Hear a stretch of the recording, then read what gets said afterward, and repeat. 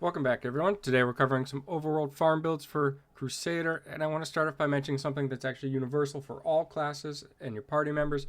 I've touched upon this in other videos before, but I've never actually shown it as far as I remember. You'll see the two of us are literally just standing here doing nothing. Right now, the other Crusader in the group is actually farming. We're farming in this area, so we're in the middle of the loop, and we are just in range to get drops, globes, monstrous essences, quests that may pop up, anything like that. The reason we do this is so that we can take turns, meaning that one player can kind of pile it around and kill the mobs, and the rest of the three just reap the benefits. Periodically, we'll just start moving, kill a couple mobs, and then we'll kind of get started picking up the loot and following behind, and then we'll go back to either vendor, turn in your book, or just AFK again for a few minutes. We do this so that we can prolong the amount of time we farm. Super effective during the work week if you have anybody that's able to kind of take shifts. And I've said it before, but this is the best way to maximize it. It does not take all four players in the party actively farming to clear out the mobs. This is a fairly high resonance group. It is possible that depending on your group and your own power level, you may want 2 players perhaps farming, but you definitely don't need all 4. That being said, while they're doing some farming there, I'll go ahead and cover the build. This is my preferred build to farm with Crusader. I'm using Many-Eyed Aegis in the helm. This is going to allow Consecration to move with us. This is Akarat's Rebuke, which allows Condemn when triggered to cause your next primary attacks for 5 seconds to essentially chain lightning bolts at the target.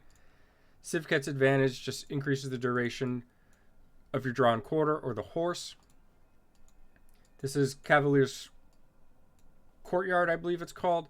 And this is actually going to give a slight knockback to enemies when you run over them. You can swap this essence for the Fiery Mount or even the Shock Mount, whatever your preference is. I like the knockback because in some areas that I farm, like Mountains of Vane, for example, the enemies will shield themselves, and this will actually interrupt that shield. This is Tumult, which causes Falling Sword to now have blades swirling around, and it allows you to target the Falling Sword at a location.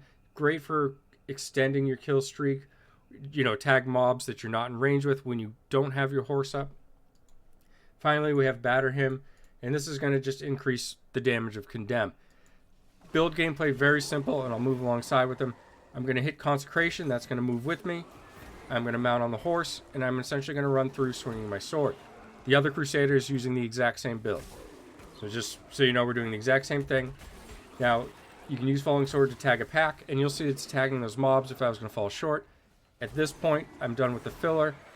Consecration, back on the horse. Now, I did pop Condemn. Typically, I reserve Condemn for when there's an elite pack or blues or anything like that. That's going to be kind of the only additional burst you have. And the nicest thing about it, as you'll see, is I can mount up and you can actually use Condemn while mounted and it will not dismount you. So this build's super fast. You do have 2 good options in terms of Paragon trees. I think they're both perfectly viable. You can run Vanquisher and that'll give you additional attack speed as you move forward, as well as some crits and so forth, everything else you get from the Vanquisher tree. Or you can run Treasure Hunter, and if you run Treasure Hunter, you want to make sure you have Lucky, and the reason for that is the additional globes. Doesn't have anything to do with the increased equipment drops or anything like that. What you're looking for is the Lucky trait to get increased globes, to get more energy globes, to get you back on the horse sooner. That's all you're looking to do with that tree, whichever one you prefer. Personally, I run Vanquisher more frequently, but they're both definitely viable. For set pieces, far and above all the other choices, I really prefer 4-piece Isatar. You're going to gain movement speed. You're typically always mounted, but when you are not mounted, if you're the one doing the farming, you'll have just increased speed permanently, whether it's from your horse or from the set piece. And on top of that, this increased damage is just a really nice boost, and you're basically moving it full speed all the time. So if you're either moving at 30% or you're moving at 50%, you're getting a large increase from this. With that, you run 2-piece Vithus, and obviously the premise here, as you probably already know, this is just to extend the duration of the horse. And that's pretty much it for the build, guys. Very simple gameplay, very efficient to farm, very relaxing as well. There are some builds where you have to really kind of worry and keep track of things. So this, you kind of just pop the things when they come up. As long as you hit Consecration before you get on the horse, you're pretty well off. Can Condemn whenever you want for burst, and you can throw the Falling Sword out essentially to grab packs or to add additional damage when you're not mounted. Now, are there any variations to this? Yes, you can swap Pants Essence classes, like I mentioned. The chest piece you can swap out for Bombarder's Toll, and that will allow just your horse to do some more AoE as you run around. If you have your gear awakened, that's also another way to get some cooldown reduction on your horse if you don't have too much cooldown reduction otherwise. The other thing you can do is run Horn Splitter in the main hand. That will give you a damage over time component to your primary attack and allow the Falling Sword to have no essence. And the reason you might want to do that is because Falling Sword without an essence actually has the ability to be cast and then reactivated to teleport you back to that location. So I'll do a little bit more farming here for you guys just so you can see the build again. But overall, very simple. So I'm going to consecrate, get on the horse, and basically run around. If I want to burst, I can hit that condemn. Now, I'm about to get dismounted in a couple seconds. So if I don't want to auto, I can just throw my Falling Sword there and move on.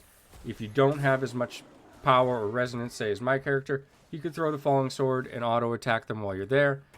Just takes a couple seconds longer, but it's not going to prevent you from using this build. This build, again, highly effective, very mobile, obviously, capable of farming any location, regardless of the distance between packs, which actually makes it a nice choice for going to obscure locations or locations that other players don't want. I'm on a now very populated server in terms of competitive players that are looking to farm materials in open world farm much more than the previous cluster I came from. So there's typically a lot of people out farming, so we don't always get our choice of location. So this makes this a really good build because I can essentially go anywhere with it. Hope this helps. Thanks for taking the time to watch, and have a great day.